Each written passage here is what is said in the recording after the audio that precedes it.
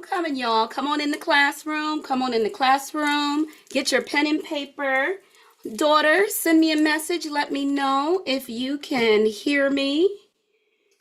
I'm coming, y'all. Come on in the classroom. Come on in the classroom. Oops. Get your... There we go.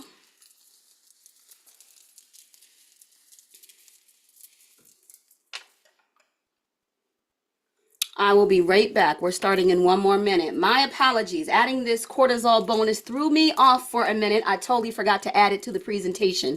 I had the notes ready, but I like to have a screen up so we can keep the flow. So I'm going to grab, oh, I need water. I'm going to grab a cup of water. For those of you that have the textbook, you can grab that. We won't really be using it tonight, but I will be telling you what page you can go to for further reading. But I'm going to go grab a glass of water and we're going to get started.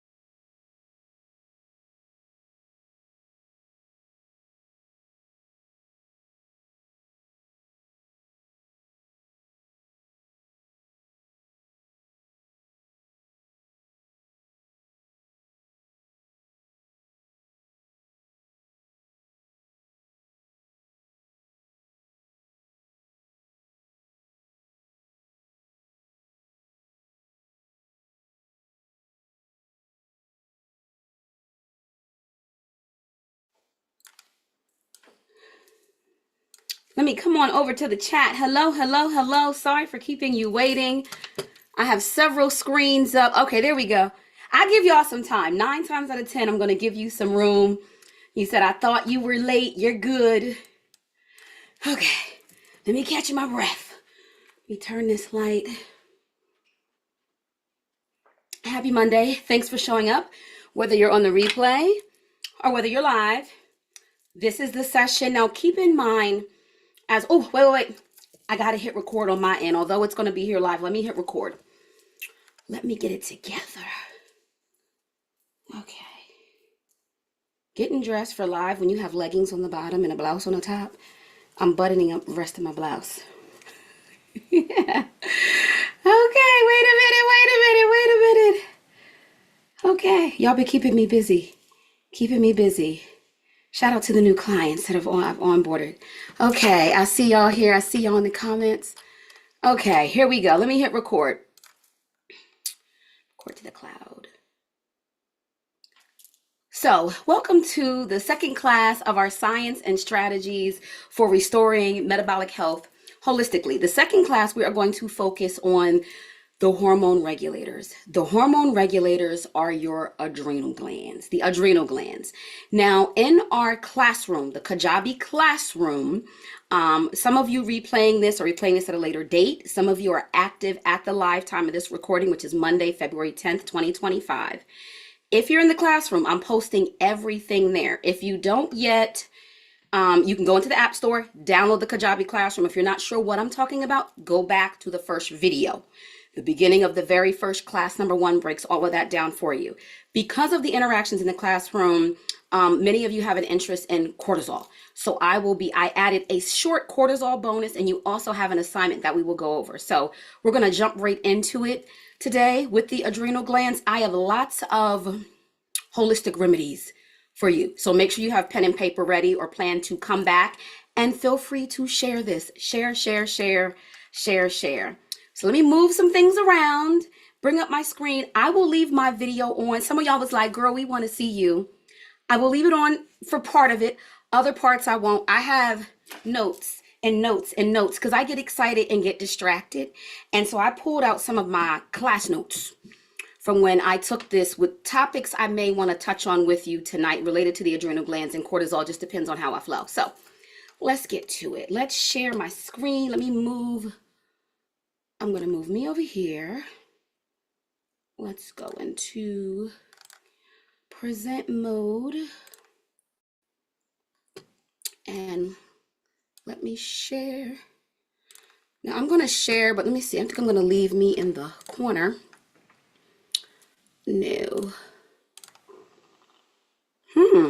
Okay, Zoom, you give us all these options. I don't like being all up in the screen, but maybe we will. Okay, I'm going to try a few things.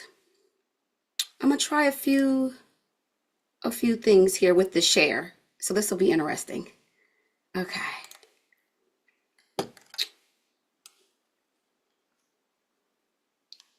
Okay. Y'all should be seeing this now. Now, daughter, I'm going to check my phone in a minute. Let me know if this looks crazy. Okay? Because Zoom gives us all these options to share. Let me know if this looks crazy. So last week we touched on the liver, the king of fat storage. We're touching on 4 key players in your metabolic health. All right, 4 key players in your metabolic health.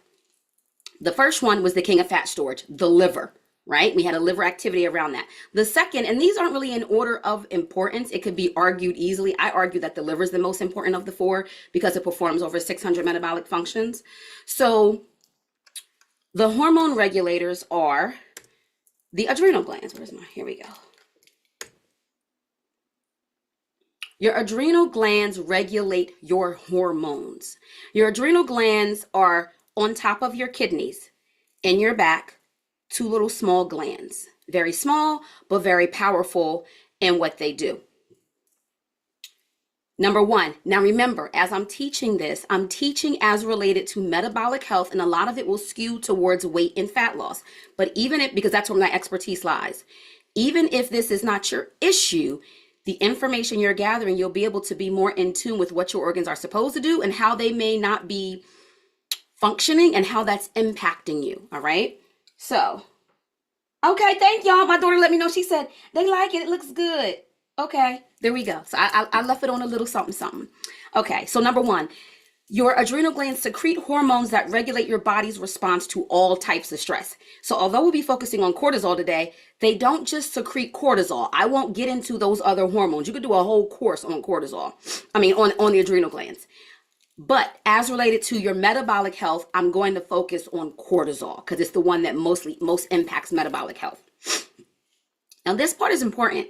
I love to point this out with my clients. Your adrenal glands determine if you store your food, your fuel, as fat or if you burn it as energy. Now, let me give you an example. If you decided at your office, not many more people work from home now, but say you're deciding to eat something greasy, I call it greasy shenanigans, or something sweet, some of your sweet shenanigans. If you are eating it and you are stressed while you're eating it, your body, and I'm going to get into why it does that, is going to decide to store it as fat because you're stressed. What did I talk about? When you're in fight or flight mode and you're stressed, your body's going to it's not going to mobilize the fat. It's not going to release the fat. It's going to hold on to it because it thinks that you need to fight or flight. And you're like, I don't need to fight or flight. It's just the chick over there is getting on my nerves, or my man made me mad, or somebody whatever it is.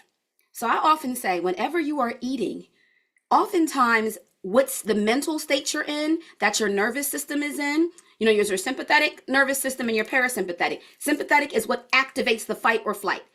That's the fight or flight. Your parasympathetic is the rest and digest. It brings you down. So when it brings you down, this is why in my healing diets with my clients, the first 10 days, I don't have them exercising. We're healing the body and they still lose weight and they look amazing because if they're exercising, their body has been in crisis, and we need to heal when it's in rest and digest mode. So if you're eating a piece of cake, you better be happy. Watch you a comedy show, laugh about it. Don't let nobody talk about, oh, I thought you was doing a diet. You shouldn't be eating that cake. You better eat the cake, anime, and enjoy everybody the cake, okay? Eat the cake, anime, and enjoy every bite of the cake. Okay, got it?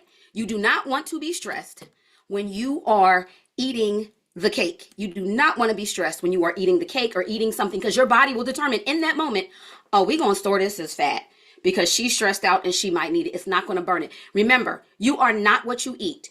You are what your body decides it's going to do with the food. As related to digestion and that breakdown that we'll get into in the upcoming weeks, it's what your body is able to absorb. But also your organs decide what to do with the food that you eat. All right? All right? Your organs decide what your body is going to do with the food. You don't decide because of what it says on the back or how many macros or micro ingredients it has. Your body decides based on what it has assessed are your needs. Your adrenal glands also, the hormones allow you to adapt healthily or unhealthily. I see y'all in the comments. Thank you for the compliments on the shirt. Thank you. So they allow you to adopt healthily or unhealthily. The example I just gave you was unhealthily. Your body's adapting to the environment you subjected it to. We talked about this in class number 1. That big old belly is just trying to protect you by storing the toxins that keep them from floating in your bloodstream.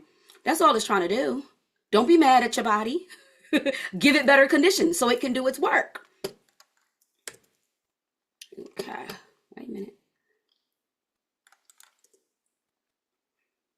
Okay, so even more specific to, I say happy naked body goals, because like I said, this presentation was based on weight and fat loss. But I want you to think about this, even if you don't have weight loss goals. Think about what happens, okay? So when your body is stressed, and I'm going to get into what cortisol is, so just keep up with me. When your body is stressed, okay, your body will pull nutrients from muscles if you're not fueling your body appropriately. So those of you that chronically diet or skip your meals and go, I don't know why I'm not losing weight, but you have a stressful lifestyle that you've gotten so used to that you think that you're not stressed, but your body on the inside is frantic and it's like, we're stressed out. Bitch, we ain't, we're not. Y'all know what happens when I get worked up. I apologize. Let me put the curse words over here. Your body gets worked up and your body wants you to know that even when you think you're not stressed, it may be stressed on a cellular level, and you put it under these conditions. It has to do things to keep you safe, to maintain homeostasis. What are one of these things? If you're not feeding it and it's stressed and it wants to prepare for fight or flight, it's going to pull nutrients that it needs from your muscle. You get muscle breakdown because of that, all right? Number 2, going down. Higher cortisol levels. I talked about the increase in cortisol suppresses insulin sensitivity. My perimenopause ladies, menopause, I'm 48. If you're over 40, you're in the box. I still get a regular period. You're in the box, okay? Just accept it. Perimenopause is anywhere 10 to 15 years before your period ends, where it's been gone for 12 consecutive months, right? Now, guess what? The average age for a woman's period to end is age 48 to 52. If you're past the 52 mark, you're out of the norm for your period lasting. So if you're 40, you're perimenopausal. Your estrogen is declining in ways that are already impacting your body in a way that you may not yet recognize. We wonder why heart disease is higher in women, while we see more type 2 diabetes and different things, and you think, I'm getting older. Yes, you're getting older, and you're hitting a phase in life where those hormones start to decline. So in menopause, I say all that to say, lowered estrogen levels, they contribute to everything. Lowered estrogen levels often increase cortisol. So you get these fluctuations in cortisol. I get clients all the time. We'll talk about cortisol testing. My cortisol test was fine. How'd your doctor run it? And maybe your test was fine based on what the measurements are, but is your body adapting to that? Remember, we talked about bioindividuality in week 1. So maybe your body, if your body's screaming, you can't lose weight, you're working out, you're eating healthy, you have inflammation, dis-ease and disease is mounting in your body. That's why we don't look to labs all the time in functional medicine. We just don't. Your body is going to tell you what we need to know. So high cortisol levels suppress insulin sensitivity. Remember, I talked about insulin sensitivity. Insulin is what speaks to the cell and says, open up, get this sugar out the blood before it becomes toxic. That's what insulin does. Okay? That's what the semi-glutides do as well. They suppress appetite, and they also help people get the sugar out their blood to increase insulin sensitivity. Insulin resistance means the cells are like, we don't hear you, insulin, we don't hear you. That's insulin resistance. When cortisol goes up, And this makes sense. Check it out. Check it out. This makes sense. When cortisol levels go up because it's a stress response, fight or flight, your body wants to keep the sugar in the blood because it fuels activity. So of course, the cells are going to block and become insulin resistant, right? But if that stress is not you about to squabble up, you're not about to fight or flight. That was a good halftime show, wasn't it? That was a good halftime show. Okay, back to it. You're not about to fight. Then guess what? You have excess sugar in your blood for no reason. What happens to excess sugar eventually? It gets stored as fat. And cortisol, there's also cortisol-induced type 2 diabetes, which we will get to. Okay, more specific also with the adrenal glands. If you are not eating enough or not eating the right foods, a string of hormonal reactions will slow down your metabolism. A cascade of things happen, okay? Lastly, adrenal fatigue. That's a state of operating in crisis. It's the root cause for a lot of women's issues, and many doctors won't diagnose it. They don't even look at it unless it presents as like Addison's disease or Cushing's disease syndromes. But we're going to go over what some of those symptoms may be. And you may realize, you know what? They don't got to diagnose me. Based on what you presented, my adrenal glands is tired. You remember what they look like, right? You remember what they look like? Let me remind you. Look, they're right here. These little purple things on top. These are your adrenal glands. The purple things on top, these are your kidneys. Okay, these are your kidneys, your adrenal glands. This is who is responsible for secreting cortisol and other hormones also involved in that response. But I'm focusing on cortisol. These little purple things here. Can somebody let me know, or my daughter let me know, so I'm not looking through all the comments. Y'all know I get real animated. Am I too animated up here in this box? Do I need to turn my camera off? Am I distracting? Okay, let's keep going. Let's keep going. Daughter, I'm going to look at my phone when you send it. Okay. If you stress, let me move this little box here. If you stress, your mind, body, or soul, your adrenal glands, the regulators, remember Warren G? You know, remember Warren G? The regulators. Okay, my daughter said, I'm not. She said, I'm good. I see y'all in the comments, menopause here. Not me with a sprained ankle eating cake. Girl, look, Samantha, just be like, I'm happy that I could even be on here present. Don't be stressed about eating that cake, okay? Your stress is going to do more damage than the cake, okay? Eat the cake, anime. Enjoy it. But if you're stressed, mind, body, or soul, even in a way where you don't realize it, guess what? Guess what? Wait a minute. Why is this box not moving? Here we go. Your adrenal glands will respond by slowing down your metabolism, your fat burn, your key metabolic process.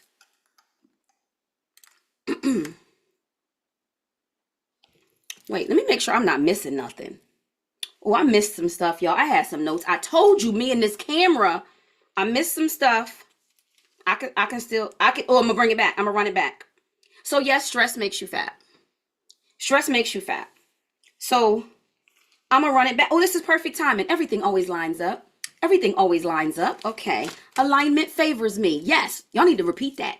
Alignment favors me. Repeat that. Okay.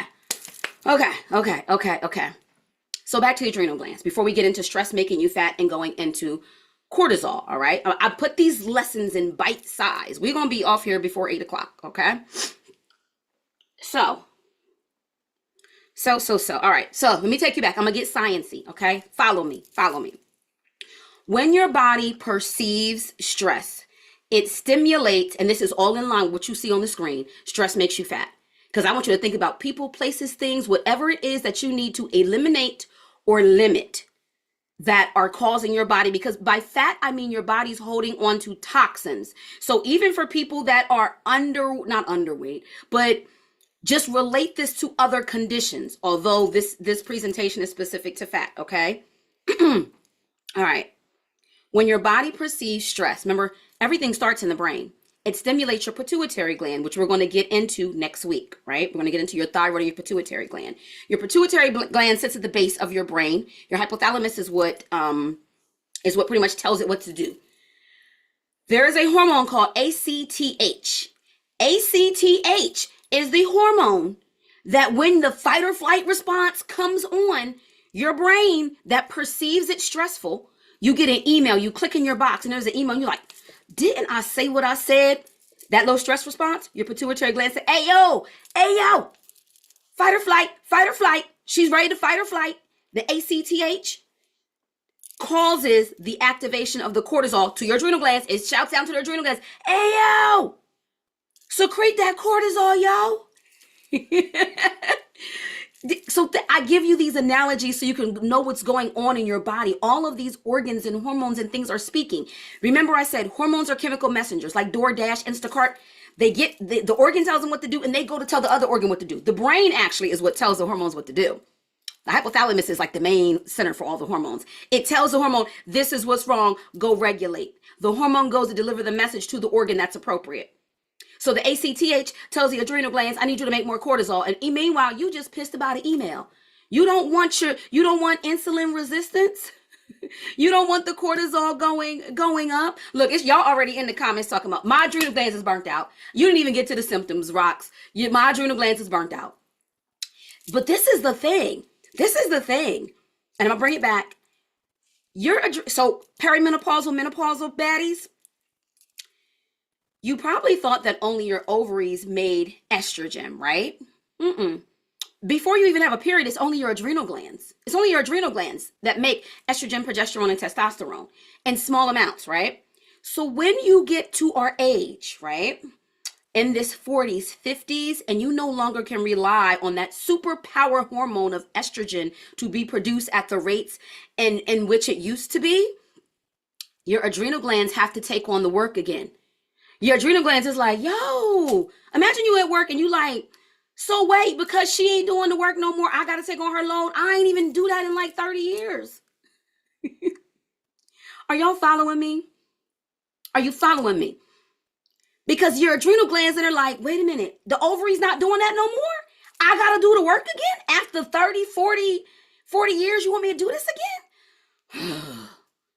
So imagine if the adrenal glands you already done fatigued, tapped them out. They like, she over here done had me stressed out for the past 10, 15, 20 years. I'm tired. Now you want me to produce some more estrogen? Nah. I'm giving you an example of how somebody would feel at work if somebody gave them a job that they haven't had in a long time and you already been wearing them out with their job. You think they're going to do it? So look, let me show you what I got on my thing. Y'all think I'll be playing about my darn cortisol wellness drops. Don't worry. In the replay of this, you go scroll down in the box and you're going to see, and I'm about to go over all of this. You about to get your pen and paper handy. We're getting ready to go into all this. I keep these cortisol wellness drops. But truth be told, my other strategies weren't working anymore. So I just got these in the mail. Like a day or so ago and started using them and I feel a difference already. Because when I realized, wait a minute, I'm going to need my adrenal glands to be okay so they can produce some more estrogen to be able to help me navigate all of these years coming. All right. Is this making sense? Let me know if this is making sense and resonating with you, even if you're not menopausal or perimenopausal. It's going to come if you're a woman. Men, if you're watching and you know someone, any woman over 40, whether she having hot flashes early or she complaining about other stuff, she's more moody, her skin's breaking out, her hair's falling out. All right. Okay, so, I forgot something else. I need to turn the camera off because when I talk like I'm talking to y'all. That's my problem. So Candy said, yeah, my job makes me fat. There's people that you have to think about, who am I going to let trigger this fight or flight response? Am I going to respond in a stressed out manner? Am I going to respond with some breath work? Let me grab my cortisol drops. Let me get my cortisol. This is what I need y'all to be doing instead. And going, that's what I'm going to do on that. And I'm going to do some breath work. This is how I want you to learn to respond to things that are stressful or your body may perceive as stressful. You may not think it's stressful, but if you hear that, if you banging on that keyboard and you emailing back like that, your body is like, boo-boo, I'm stressed. Slow them fingers down. It's stressed. Okay. So also as related to the thyroid, which we also get into next week. Oh, we doing good on time. We doing good on time. Y'all flowing with me? How's the pace? Is the pace good? You keeping up? You know, I talk fast and try to fit a lot in and give you analogies so everyone can understand without it getting too clinical. Give you what you need. Shout out to my girl Chaz. Shout out to my girl Chaz. Chaz, you're going to love this next one. You're going to be telling everybody in the house. You put me on the TV, turn me all the way up.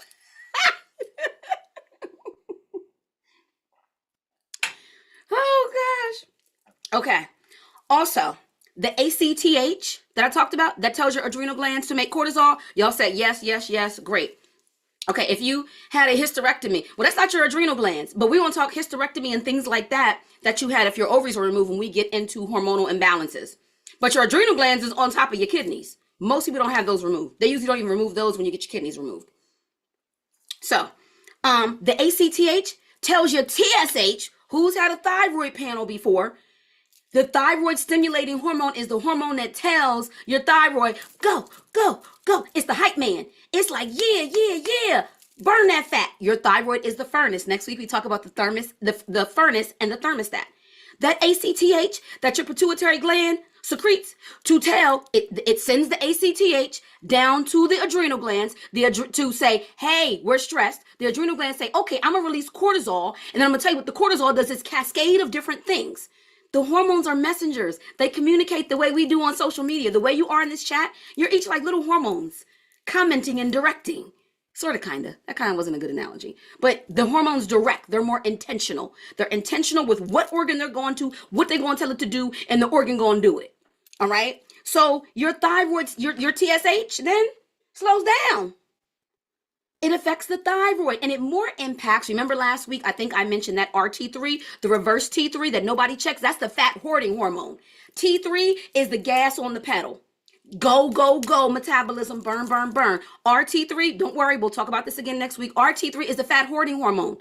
When the ACTH tells the adrenal glands to make some cortisol, the cortisol then causes the RT3 to be produced. So when you stressed out, so on this screen, when it says stress makes you fat, every hormone in your body that's operating related to the stress response is creating a metabolic kind of storm that will lead to you being fat because it thinks that you're about to fight and you need the energy.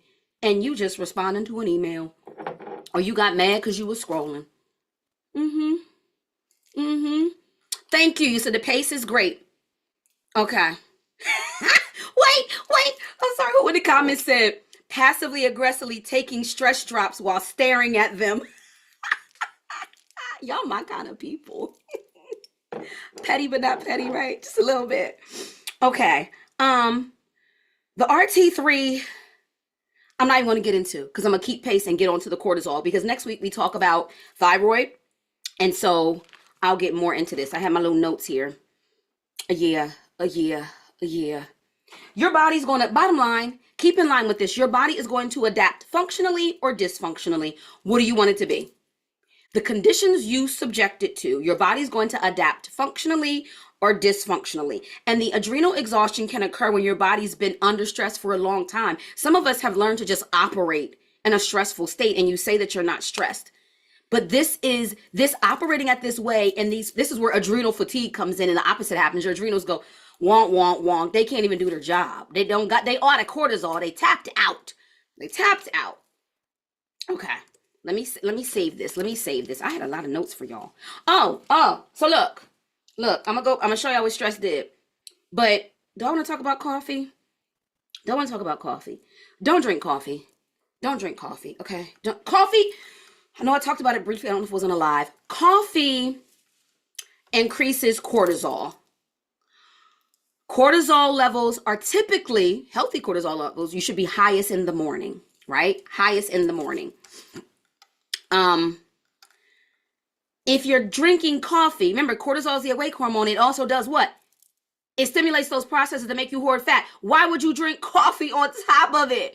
Why would you then go, let me drink some fat juice. Let me hoard even more fat. Doop, doop, doop with my coffee.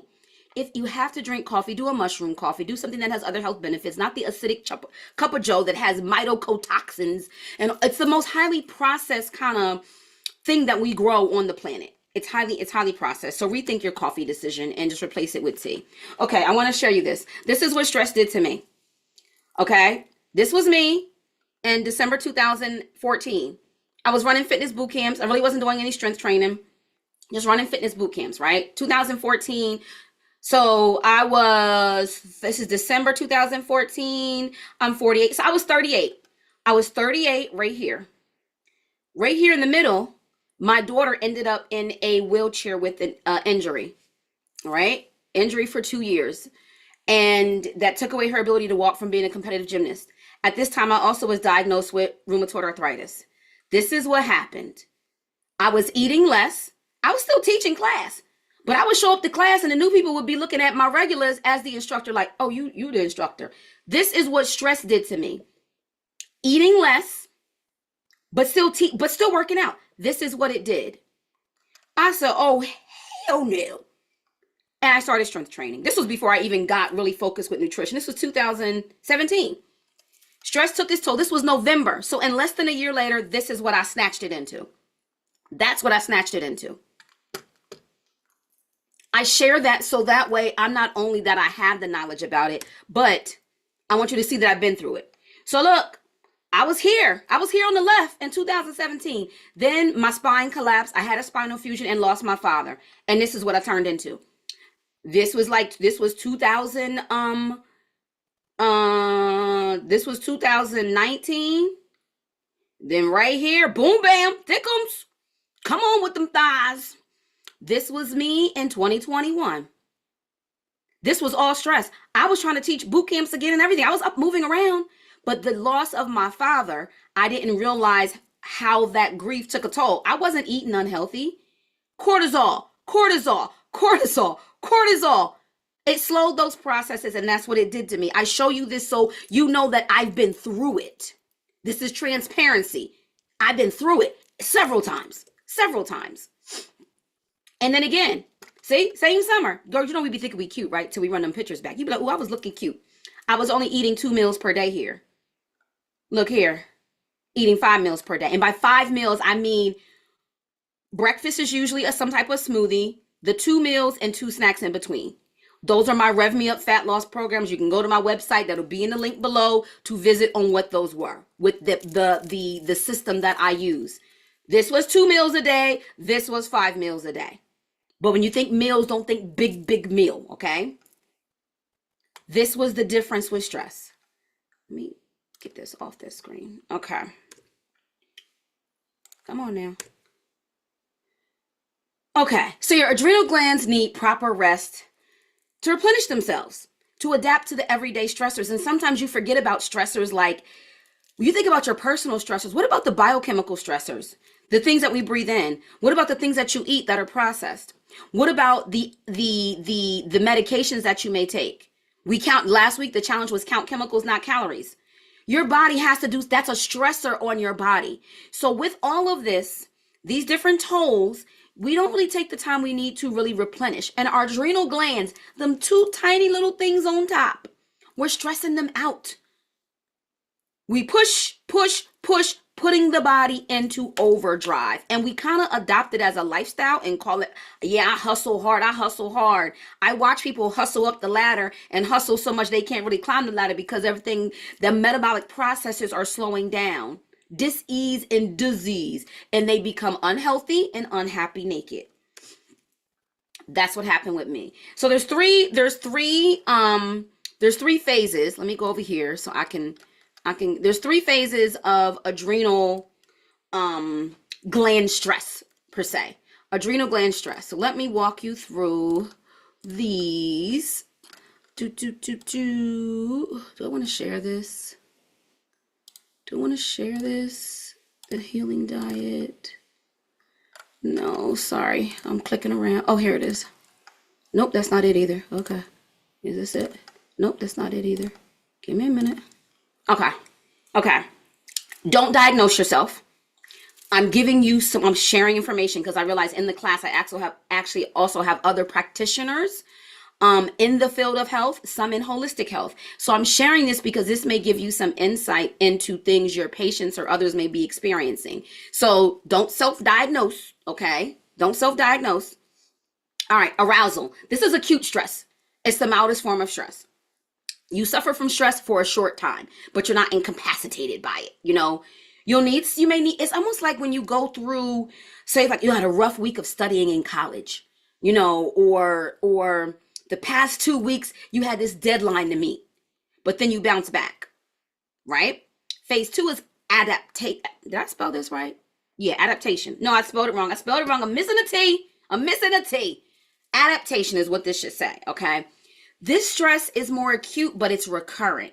You're likely to have extended recovery periods. It's like, okay, last week, that's out the way. Now what else can I take on? Superwoman, Superman. You don't give your body the extended rest it needs in between these phases of acute stress, right? This is when you can see your sleep affected. You may feel more anxious about things. It's a good time to evaluate cortisol levels during this time. Most people don't think to evaluate cortisol levels. Don't worry, because in this week's challenge in the classroom, and the link, if you're watching this replay, what classroom? Scroll down in the description box and there will be a link there. I have you doing a mapping your cortisol levels without labs to give you some insight, Last is exhaustion. And this is the phase where the stress is recurrent. It's just recurrent. You're going to have, what's the best way to say it? Excessive fatigue, sleep apnea, short-term memory issues. These are the different issues. Now, based on what phase you're in is how the upcoming slides that are going to give you different adaptogens and supplements we use. So when you see this, because I'm very careful as a practitioner, don't just go buying all the supplements. You want to look at, because we're going to talk about sleep. Oh, we're running out of time, y'all. Oh, we're running out of time. So stay with me. Do I need to make this 2 classes? Ooh, do I need to make this 2 classes? Let me think through this. We might got to make this 2 classes. Might got to carry this into next week a little bit. Let's get into the herbs. Okay, screenshot time. Adrenal support foods. Foods that support your adrenal glands. The good thing is a lot of these also support your thyroid, which we'll talk about next week. Oysters is a superfood. Superfood. These are the power foods for your adrenal glands. I take an oyster. I'm trying to become more routine with it. But oysters have selenium, zinc, and iodine. The 3 key power nutrients that you need for thyroid health. Your thyroid is your furnace. It burns the fat. Liver releases it. Thyroid burns it. But the adrenal glands, though, decide if your body's gonna burn when you eat, burn the stuff, and also releasing the cortisol that's causing your body to hold on. So it sends those signals that speak to those other organs. Avocado, pumpkin seeds, sunflower seeds. Some of my clients are like, oh, I recognize that from our smoothie. Yes. Coconut oil, almonds, low sugar fruits. And you might be like, that's not a low sugar fruit. It's a power fruit. And it's low on the glycemic load. Seaweed. You see me eating them seaweed snackety things late at night. Yes. Eggs, salmon. This is all healthy fats. Omega-3s, omega-6s, omega-9s. You want them all there. Bone broth, cruciferous vegetables, especially if you have gut issues, just skip the cruciferous vegetables and stock up on the rest of the stuff. Okay? All right. Thank you. So my stories are inspiring. That's why I share them. Mushrooms. Okay. Mushrooms. You can incorporate mushrooms. I haven't worked with them as often as I would like. So I have my little slide up here, my little paper, so I can give you guys the goods with this. All right. Yeah, somebody in the comments said, Chad said we all look like that in 2021. Coming off that pandemic. Whoo, we were swole. So the reishi mushroom. It's the mushroom of immortality, they call it. It has adaptogenic properties, and I'm going to get into some other adaptogens. So this helps to regulate the stress response and promotes balanced cortisol levels and supports adrenal gland function, right? You can incorporate this as like a powdered extract. I like tinctures. Sometimes the powdered extracts, some of the bioavailability, how much of the actual mushroom or supplement your body can break down and use. Sometimes that process and making a powder form, you lose it, which is why I love a tincture. Sometimes they can be pricey, but I love a tincture, and your body can absorb it more easily. Powders are good too, though. Powders are good. You can put them in smoothies, but you can put them in teas and soups. So The mushroom that's on your screen is lion's mane. That's a lion's mane mushroom. Okay. All right. Cordyceps. Cordyceps. The cordyceps mushroom. I like this one. I haven't tried it, but if I have to pick one for clients, most clients are going to need energy, right? So it's energizing and revitalizing. So it's suitable for supporting adrenal fatigue, and it also boosts your electrolytes. It also boosts your electrolytes. So I'm helping you know, so certain things may stand out that you feel like you need. Um, Same thing, powdered form or extract. You can add it. I like taking my stuff just straight, no chaser, like just get it down. Smoothies, supplements, you can do all of these in capsules.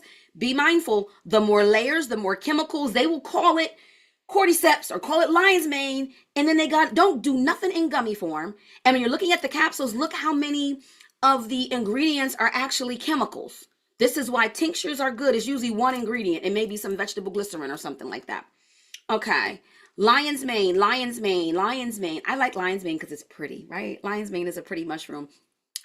It helps with mental clarity. So for those of us that are perimenopausal, menopausal, and starting to get that brain fog, the lion's mane can help with that while also supporting adrenal function and giving you more clarity and focus so you can be on. It also improves mood. Okay? Powder extract, tea, coffee drinkers, get a mushroom coffee. See the benefits? I'm not a coffee drinker, but if you can get the benefit of this and still have your coffee, like why not? Okay, chaga mushroom. Chaga. Wait, where's this over here? Hold on one second. I wanted to see something on the screen. Okay. Chaga mushroom. It's a slow growing mushroom, which means they may not have as much. That may be a pricier mushroom. But if you have issues with your immune system, this is immunosupportive. So if you already have issues with your immune system and you know your adrenal glands are shot, you want to maybe push for the chaga mushroom. There may be some blends that blend more than one, right? So it also, powder extract, brew it as a tea, same thing. I'm rushing through here, but I'm trying to get us all in. Worst case, we run over. I don't know. I'm going to see. I might have to.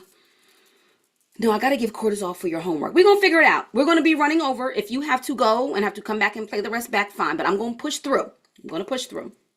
Adrenal support tips. These are the lifestyle tips. Reduce your stress. Eliminate people, places, things. Put your boundaries in place. Learn to say no. Saying no is a full sentence. Rise mushroom coffee is one, for the person that asked in the comments that I recommend. Rise is one that people who are coffee drinkers tend to like. There's so many health things on the market. It's hard for me to tell and keep up with everything. I just go to the back and read the labels and stuff and go, okay. And if my clients try something and they go, hey, that was good, then great. Because if it's something that you don't like food, I don't believe in eating food you don't enjoy unless it's medicinal, but there's a way you can make it taste good, then why? It's not going to be sustainable. That's the health psychologist in me. You need it to be something that's sustainable. No caffeine. Caffeine in terms of, especially if you're supporting your adrenal glands. Because what's the caffeine going to do? Stimulate cortisol. Your adrenal glands are like, I'm tired. I'm secreting cortisol all day, girl. I'm tired, okay? No smoking, no alcohol. Moderate exercise, nothing strenuous. Walks, yoga, Pilates. Get off the Peloton bike. Stop trying to sweat it out. Your adrenal glands need a break because exercise is also a stressor. When you exercise and go up, your cortisol levels are going up. Exercise has its purpose, but this is why you see people that are trying to lose weight or have certain health issues, and you're wondering why. And if it ain't working within 2 weeks, cut it. Anything related to health and diet, cut it and make an adjustment. Get to the root of what's going on. Okay, now we're going to talk adaptogenic herbs. Let me get my notes. Now, all of these will be in the description box below, and there's a lot of them. Wait a minute, my mama texted me. What is my mama texting me? Oh, okay. Mommy. And I have my phone on Do Not Disturb, but I don't know why her messages just blasted right on through. Hers and my daughter's. It's supposed to be at 8. I'm supposed to be on TikTok at 8. This is the class. My live event for there is going to have to wait. It's going to have to wait. I probably could go live at the same time, but that's just too much technology. Okay. Let me put this on vibrate. Okay. All right.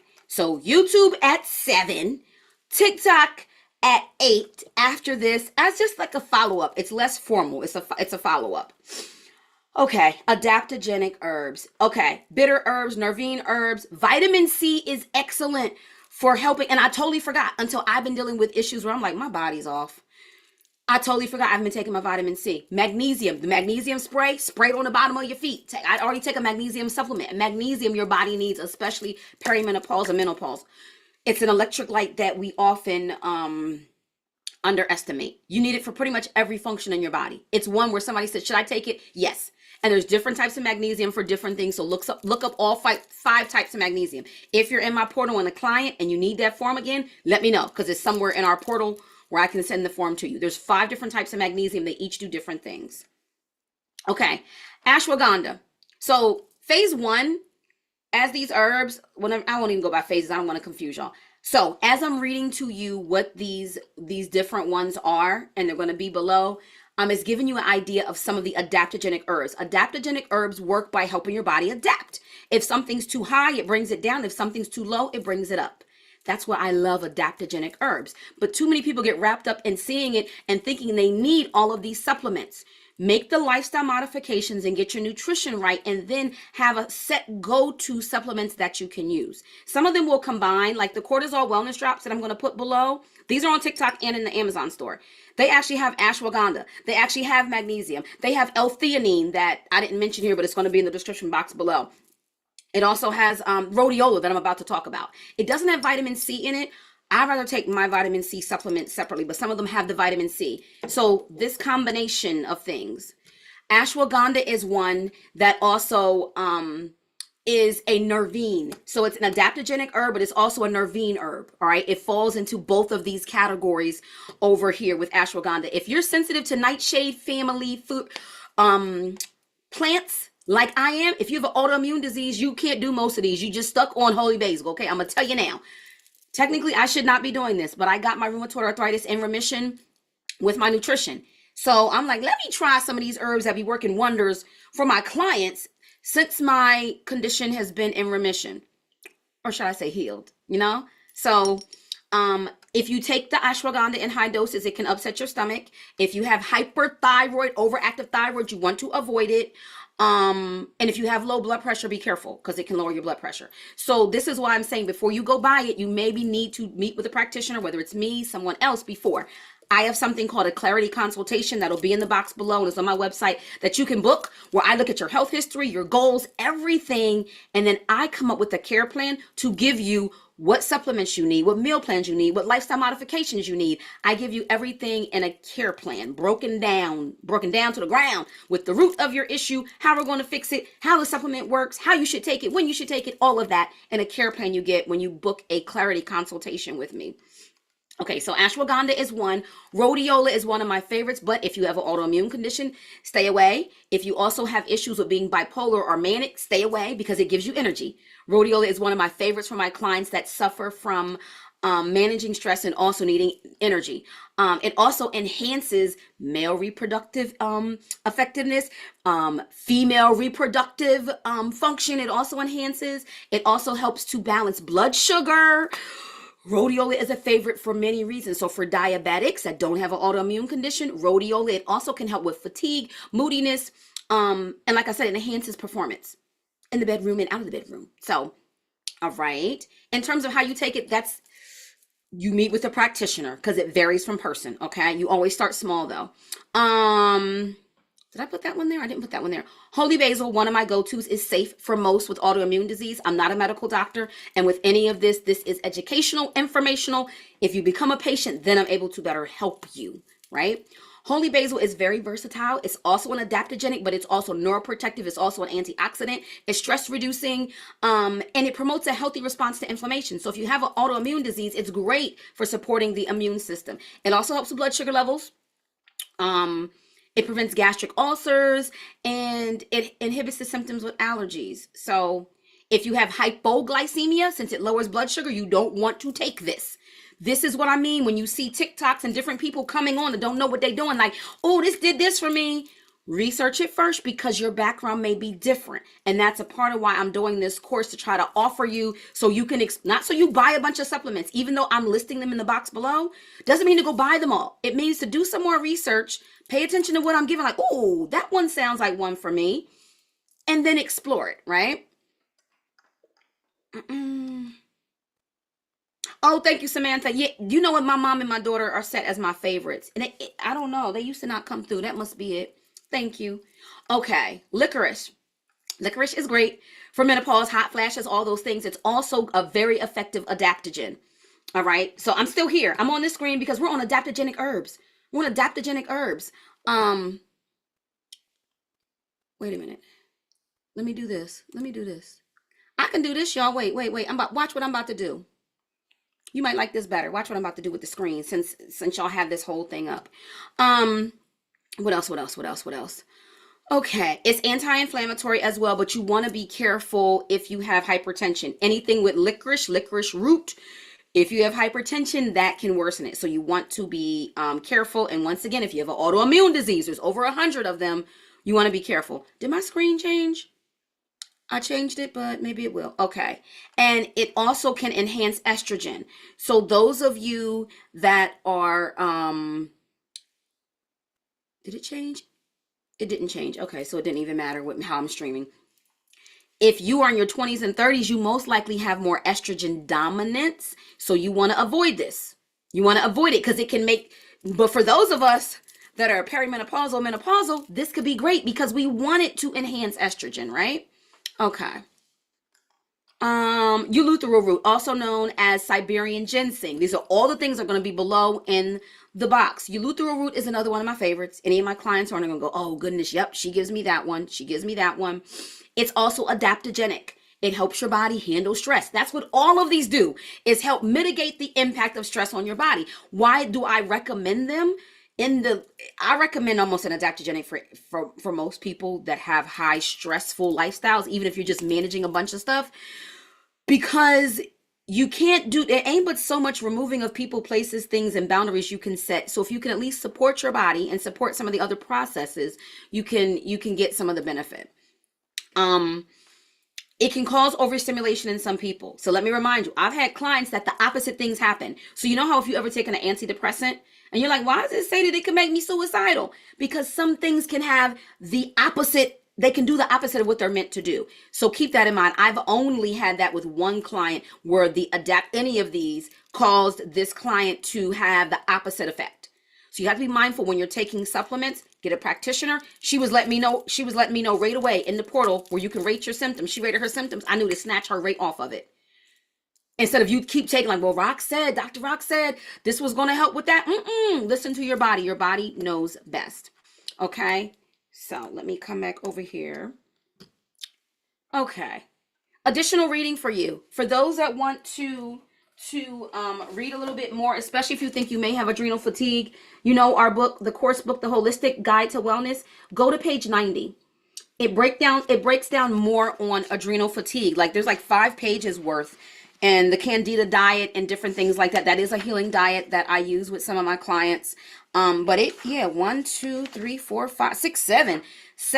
1, 2, 3, 4, 5, 6 pages of information on adrenal fatigue, right? So read about it. Doesn't mean don't self-diagnose, okay? I'd rather you do a clarity call with me before you self-diagnose and cause problems and spend what it's going to cost for a clarity consultation with me. You spend that on supplements that aren't going to help you in the way that you want, all right?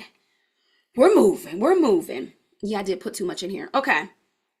Cortisol bonus. Let me ask y'all that are live, should we keep going? We need like 15 more minutes. Or should I make this a separate video? It will be a short one. Should I make this a separate video or should we keep going? Separate video or we keep going? Daughter, end up texting me and let me know.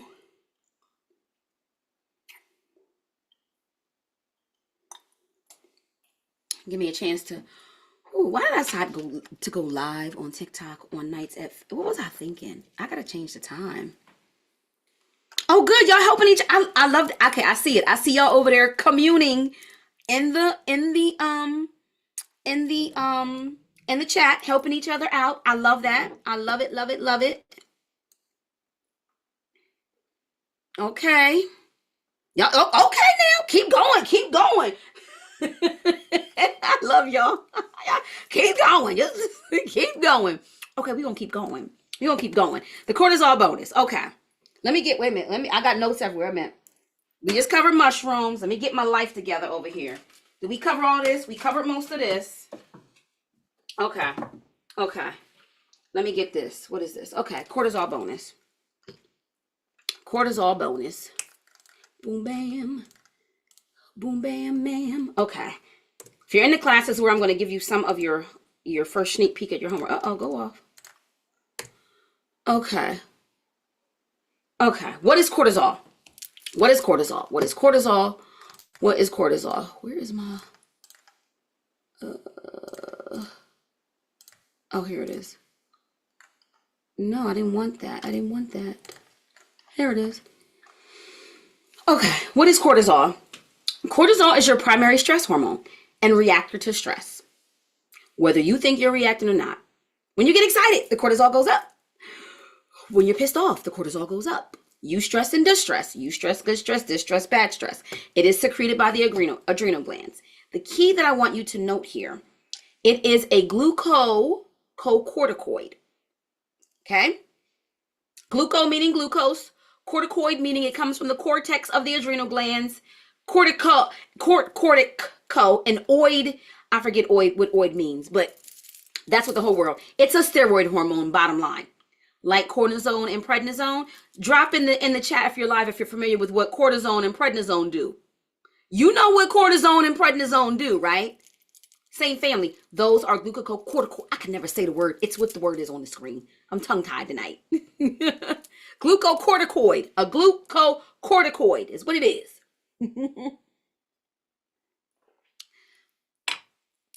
Valerian root for sleep. It works for some and for others it doesn't. I started taking it and thought it was going to be amazing for me, and my cortisol levels is throwing it all off. So cortisone and prednisone, that's what cortisol is. We all know someone that's taken prednisone and blew up, right? They get, oh, thank you. I was going to say they get puffy, puff you up. I need you to think about that with everything we've covered when I talk about what happens with cortisol. So think about next time before you pop off, when you're looking at your load, what you need to delegate some things to, what you need to no longer do in 2025 and take off the list, because maybe you're not stressed because your body's just used to handling it. But could your adrenal glands need a break? Yes, magnesium is great for anxiety too. Come on, Empress. Come on. Increases appetite, decreases inflammation, gives you moon face. It sounds like y'all done been on prednisone or cortisone. So you get cortisol is the same family, but your body produces it, which also makes it like this is, there's some good things about it. What does it do? Increases appetite, increases energy levels. It calms allergic and inflammatory responses of the immune system. I have rheumatoid arthritis. One of the first things they put me on is a prednisone. But it also keeps your blood sugar levels. Now pay attention to this part. Stay with me. Oh, you could tell I typed this at the last minute. Look at this. Oh, I need an assistant. Ignore the typos. I will be correcting these before I ever present this again. It keeps your blood sugar levels adequate to meet your body's needs. Keeps it adequate. What determines if it's adequate? What's going on in your body? Not how you perceive it. Well, it is how you perceive it because that's what triggers the response from your brain, from your pituitary gland, from your hypothalamus to go, wait a minute, send the signal down to the adrenal glands, the ACTH to the adrenal glands to support the cortisol. So you might be like, but I don't need the sugar that when the cortisol gets signaled, it'll actually go pull some glucose from storage and put it in the blood in case you need it. But guess what happens if you don't need it in your blood? Come on. Your body will store it as fat. Your body will store it as fat. Y'all don't understand how I be wanting to climb through my screen when I talk sometimes. Like to grab you and be like, do you hear what I'm saying? Like the body is so amazing. that a lot of the stuff that it's only trying to protect us. It's trying to maintain homeostasis. It's really trying to protect us. And it's just like, you subjected me to all this stuff. I'm trying to keep up. It also increases blood pressure. Okay. So it does the thing when we got our knee is swole or something like that. But, y'all getting the point of stress. We're getting ready to hone in on sleep because that's the part. So cortisol diabetes connection. Drop a comment. Did you know that cortisol had a connection to diabetes? Did you know? Did you know? Did you know? Tell me, did you know? I had to make sense out of it when I couldn't understand why my father's side of the family had more type 2 diabetes and why I was pre-diabetic when I was my leanest and my most fit in 2017, and I still am now. And my doctor finally said, stop worrying about it. Now I understand why. That side of the family, we're real energetic. They're the pop-off family. They're to jump out in traffic and fight you well into their 50s and 60s and 70s and 80s. And learn to get calm, and then tell all of the younger ones, calm down, like this ain't good for you. I learned to calm down early. It's not worth it. Once I learned that when your cortisol goes up, it takes 7 hours to come back down. You are not going to put me in fat hoarding mode for 7 hours. Oh, it's real peaceful over here. Remove people, places, and things that disrupt the peace, because you ain't going to have me just because I want to pop off. That's making me fat. I'm going to be peaceful and cute and bad and healthy and lean. That's what I'm over here working on. Not getting back at somebody or getting revenge or That's already taken care of. That's already taken care of. See, y'all making a connection. Talk to your doctor about this stuff. Some doctors don't even explore it. If you know you're eating healthy and doing these other things, like, it ain't my food. The cortisol. So cortisol actually is the hormone that's responsible, like we talked about, for raising your blood sugar when you're in fight or flight. If the blood sugar is elevated already, say due to dietary factors, then the cortisol makes it worse. But let's say it's not dietary factors. You can get cortisol-induced type 2 diabetes. Is really bad. A lot of time you'll hang around at pre-diabetic. I'm pre-diabetic. So a lot of times you'll be more, like right here, pre-diabetic condition. And you also may deplete your adrenal reserve. So that's the connection. The connection is that when you get worked up, sugar gets released into your blood. And if you're not using the sugar in your blood, what? You see where I'm going? Do you see where I'm going? I hope this is helpful to those of you watching live and replaying. Oh yeah, 7 hours. The most accurate cortisol test is not the blood test. It's a saliva test. It's an ASI. It's a saliva test. You check your saliva morning, afternoon, night, because your cortisol have times when it should peak and when it should go down. So the ASI test, it's patterns. It's common to see a pattern sometime of the adrenal glands exhausted in the morning from the day before, when they actually should be at their max, but they're exhausted in the morning. So those of you, listen, if you have issues with sleep, like I've been having lately, in the morning they're exhausted when the cortisol level should be high. Then at nighttime, they're like, oh, we recuperate. Now we're up. Cortisol is also the awake hormone. So why can't you sleep at night? Your cortisol levels are off. They're fluctuating. The balance is off. And that could also be to the declining estrogen levels. All right. The saliva test is in my Amazon thing. You can buy one, but I always tell people, don't buy the test and stuff. Your body's talking to you. Just support your adrenal glands. Do the things to support your adrenal glands if any of these things resonated with you. Okay, the cortisol and sleep connection. Wait a minute, because I had something I wanted to read to y'all, the sleep connection. Then you have your homework, and this class was longer, and I did start late, so we actually been on for an hour. So, okay. So,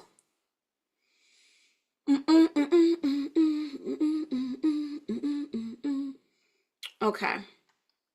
Also, if you're waking up in the middle of the night, not staying asleep, what wakes you up is cortisol, period.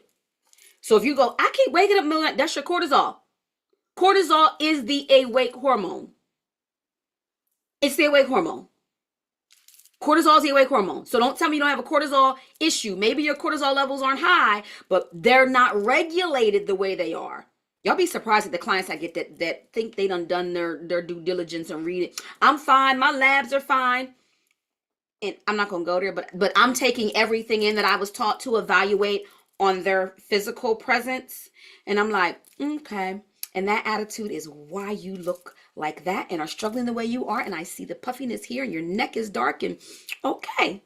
But if you have all the answers, great. I'm just the board certified holistic health practitioner with a bunch of certifications and degrees, but what do I know? So I say that to say don't, and I'm never one to think I know it all. Functional medicine is about learning, and evolving. So before you go, I don't have that issue. If you're waking up middle of the night, that's cortisol waking you up. You may have a regulation issue with your circadian rhythms, okay? With that. She said, cortisol is a devil. A doctor can do it, but insurance likely won't cover it. They're really only going to cover it if it's linked to a different condition. Did I go over this? Okay. Let me give y'all some real quick before I get to cortisol and sleep. Let me give y'all... Did I go to... I wanted to give you some issues with cortisol. Let me go back to the test. So debilitating fatigue. I have like my paperwork here if you see me looking down. Debilitating fatigue, that's a red flag. If you're just tired, wake feeling tired, just tired all the time. Unexplained hunger, cravings, digestive concerns, electrolyte problems. If you crave sugar, not saying that's the only issue. We look at this as a whole together. All right, as a whole together. So it's not just, I crave sugar, cortisol issue. No, you have to look at the full, a functional approach, a holistic approach, looking at the whole body, but that could be an issue. If your blood pressure is too high or too low, problems with sleep or wake cycles, can't stay asleep, can't go asleep, adrenal glands, and especially if other things may have resonated with you. Now, remember, they also play a role in the orchestration of several other hormones. We're only talking about one related to this metabolic process. So think about the other things, adrenal deficiencies. What if you're a single parent? What if you have an unhappy marriage? Stressful work conditions. If you're an entrepreneur, drug or alcohol abuse, you have a child with special needs. These are all things that are stressors that you have just taken on as your identity and don't think of it as a stressor. If you have odd work patterns, sometimes you work late at night, sometimes you work in the daytime. If you stay up late, especially if you're already fatigued and you're scrolling. Nutrient deficient food choices, being a perfectionist, remaining in a no-win situation, major surgery, death of someone that's close to you, loss of a job, an abrupt change in your financial status, over-exercising, chemical exposure. These are stressors to those little bitty glands, right? Right? So support them. You don't necessarily need a diagnosis. Just go, let me do some things to support them. Because I think they've been overworked. Let me support them. So, did I want to share any of this? No. I think that's it, what I wanted to share there. Okay. Oh, here was the sleep thing. Let's go back to sleep. Yeah, I'm going to be real late on TikTok. Okay, sleep connection. Sleep connection. Then get your pen and paper because you're going to do an assessment. You're going to do an assessment next. So get your pen and paper. Let me go to what I wanted to read you guys about sleep. I didn't want to miss this. I didn't want to tell it my way because I like the way it was here. Okay. Let me see this. What did I mean? Let me look at my notes. Let me look at my notes. Okay. Okay. So.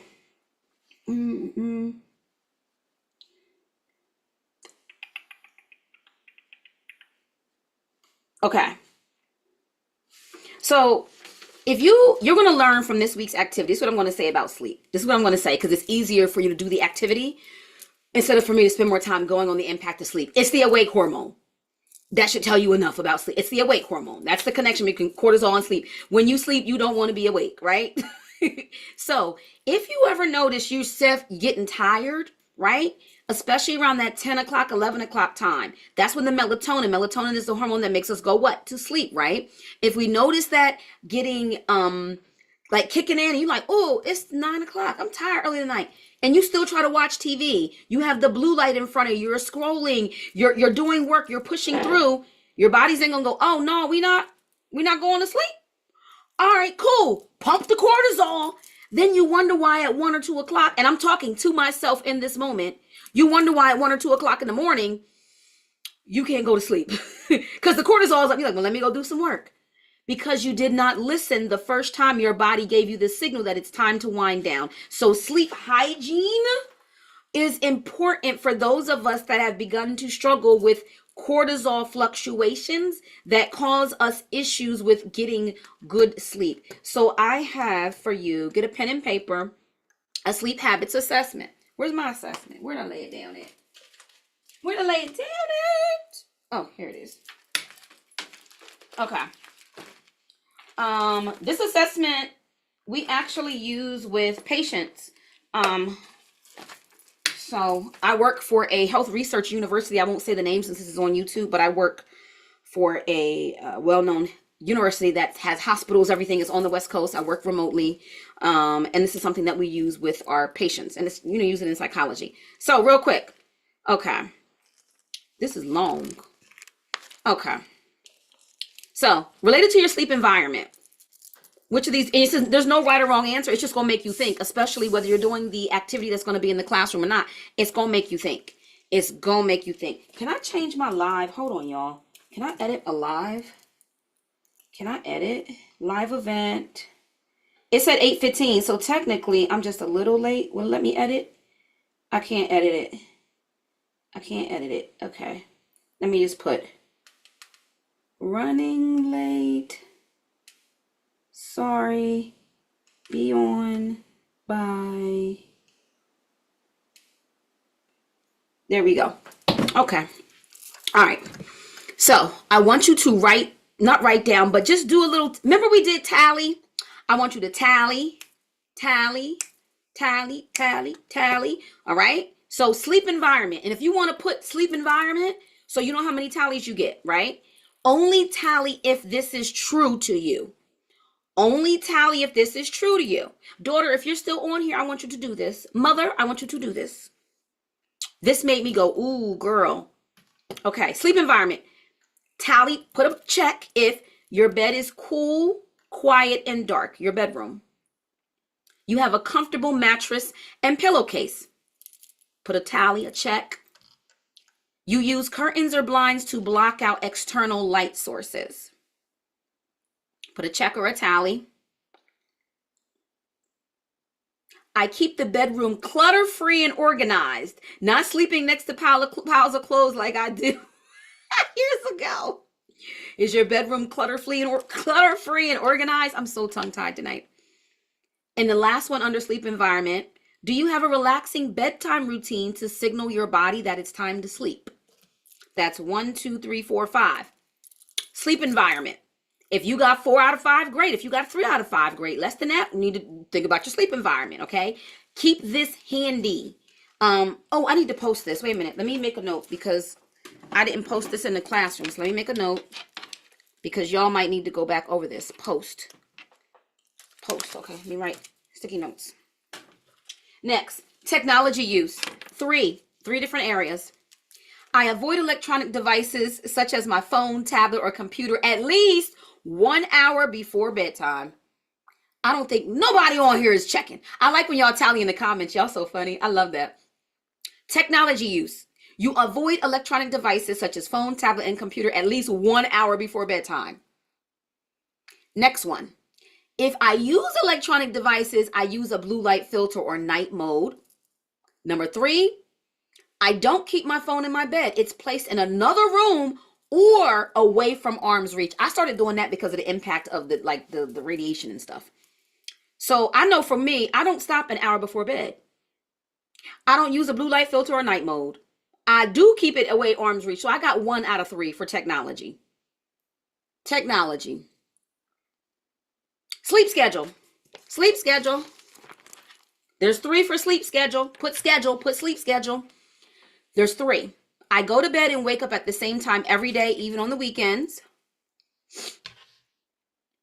I avoid taking long naps during the day, especially in the afternoon. I see all these, I'm looking because I see all these zeros popping up. It's okay. It's okay. I establish a relaxing pre-sleep routine, such as reading a book or taking a warm bath. Sleep schedule. Those 3. I go to bed and wake up at the same time, even on the weekends. I avoid taking long naps during the day, especially in the afternoon. I establish a relaxing what is your pre-sleep routine? I'm usually on the vibration plate. That's kind of a sleep. And I put my castor oil pack on. But then I get back on my phone. Okay, diet and exercise. Diet and exercise. And then we have one more. So sleep environment, technology use, sleep schedule, diet and exercise, and then one more. Diet and exercise. 2, I avoid heavy meals, caffeine, and alcohol close to bedtime. Oh, look at y'all and all these ones. Yeah, we got to get it together. I avoid heavy meals, caffeine, and alcohol close to bedtime. Did you? And then number 2, so diet and exercise is just 2 things. I engage in regular physical activity, but I avoid vigorous exercise close to bedtime. So if you don't engage in regular physical activity, don't check it. But if you do engage and you avoid vigorous activity close to bedtime, then great. Close to bedtime is like 2 hours before. Diet and exercise, that was just 2. Now the last one, mindfulness and relaxation. Mindfulness and relaxation. There's 2. Y'all being honest, I only got to tell you to be honest. She said, I'm about to be better. I love it. Like, you just throw the whole assessment away. Oh, where'd my sticky note go? Y'all got me laughing. I done lost my sticky. Oh, there's my sticky note. Okay. There's my sticky note. I'm back. Okay. I practice relaxation techniques like deep breathing, meditation, or gentle yoga before bedtime. I'm so tongue-tied today. And then number 2, under mindfulness and relaxation, I manage my stress through techniques such as journaling or talking to someone about my worries. Now, talking to someone about your worries is different than complaining all the time and not finding a solution. Okay? Venting one time is one thing. So I'm going to make sure I post this later tonight in the classroom, so those of you have this to refer back to when you do your assignment. All right? So you kind of know by doing it. Look at all these 1s and 2s, what you need to do. So cortisol mapping. Cortisol mapping. Is that it? Let me see if this is that. Yup, we're done. Okay, so let me come back. Let me stop the share. Cortisol mapping, because I want to show you this. I want to show you this. Okay. Here we go. Get my screen here. Get all my screen situations together. We made it, y'all. We made it. It was longer than, it was longer than planned, but thank you for hanging in there. For those on the replay, I know I get excited about this stuff, and this is what happens. Okay. So can you see me? Because I can put this up. Okay, wait. I can share this. Hold on 1 minute. I think I can share this with you. I can share your lesson with you. Where is it at?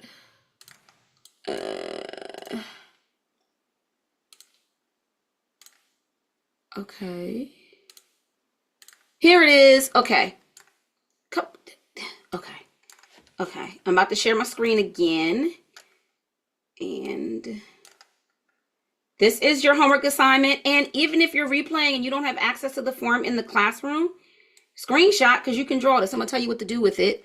I'm going to tell you fast. So you'll have to, okay, I lost my Zoom screen. We're back. Let's share desktop 3. Boom, bam.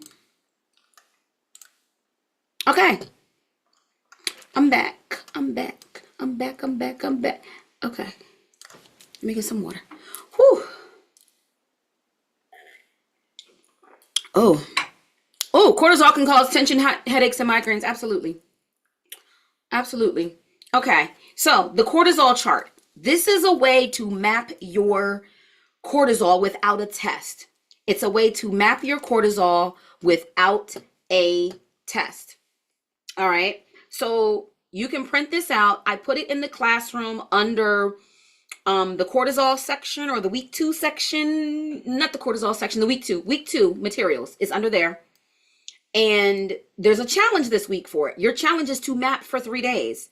So you will be mapping. The green right here is where your cortisol typically should fall. So when you wake up in the morning, you want to put a dot where you're falling based on how you feel. This is really based on how you feel, right? So if your energy is way up here, you done had your coffee, why are you off the chart? Because then all of a sudden you would have a crash down here, right? What we want to typically see is how your energy feels in relationship to the time of day. So what you would believe would be ideal. So in the morning when you wake up, how do you feel? Where are you putting this dot, right? Don't pick the dark green, because I told you that's where it should be. And you should have 4 dots. Morning, see, right on the line, noon, evening, and night. Which you may also, wait a minute. Okay. you're going to get an ideal cortisol curve. See that curve? That's the ideal curve. Start high, get lower, lower, lower, lower. But some of y'all may go like this. Can you see my, yeah, you can see my mouse on it. This will help you identify, oh, yeah, based on how I'm feeling, oh, my cortisol levels may not be high, but they're fluctuating in a way that's not normal. So my adrenal glands do need some support. All right. So I break this down. What I just said is typed up. If you didn't grasp this, it's typed up in the classroom. All right. It's typed up in the classroom. And it even tells you how you can kind of like make this your own without printing it out. I want you to do it for 3 to 5 days and tell me what you noticed. And then you're also going to share what symptoms that we talked about that may be presenting, or what this told you about your sleep hygiene, like how you may need to improve your sleep hygiene based on this. Let me come back here. So, hormone regulators, the adrenal glands, plus a small cortisol bonus. Now, I know that a lot of people who came in the class, what is going on with the light? Okay, came in the class, you may have had other issues related to cortisol. I don't answer all that here. I specialize more in focusing on how it can impact the metabolic processes. I think that was clear with how it impacts your metabolism, right? But you may then want to do a deeper dive. So the adrenal glands and that link to cortisol is key. I gave you what page in the book to go to. And in the other book that we're using, the Apothecary book, they didn't have much in here. I gave y'all a lot more in terms of support. Page, when you look in the section here, you go under endocrine system, and they have something called rhodiola capsules for cortisol balance. I didn't like that only because it just tells you to get the darn rhodiola powder and put them in capsules yourself. Get the tincture. It'll be in the thing below, but it's page 256. Page 256 in the book. I don't like capsules anyway, so this is something from this book I don't necessarily, not that I don't agree with, but all of the links that are also in our classroom and that will also be in this description box below have the different ones. If you feel not only conflicted, but confused, you need to book a clarity consultation. You may realize that by the end of the course, like, I need her to look at my health and let me know what I need. And I would love to do that. And the link to the clarity consultation is below as well. Okay, it's 8:30. Thank y'all. Next week, we'll get into the thyroid and pituitary gland. Then the following weeks, we're going to dive deeper into how you recognize when your hormones are imbalanced. We're talking sex hormones as well as cortisol, as well as insulin, how you recognize if they're imbalanced and what you do about it. We're going to talk about gut health, the digestive system stuff, and the immune system stuff. So next week, thyroid and pituitary gland, and then we're diving deeper into each of those 3 systems that are linked to regulating your metabolism. So thank you. Once this is up, please share it. Share. And for those of you on TikTok, I'm getting ready to go down and set up the camera, and we're going to have a little chit chat. You don't have to be on. It's me having an informal chat. It's a way to connect with new people that may have missed it. So yeah. All right. Have a great evening, you guys. Thank you. And don't forget to check in the classroom for the challenge. I will be uploading the sleep habits survey later this evening.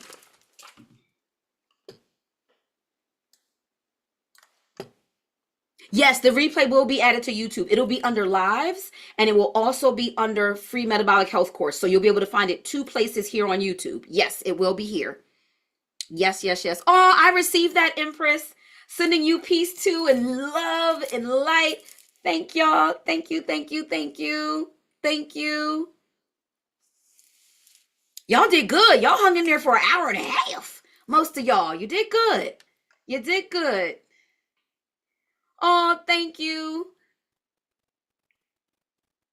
All right, y'all. See you later.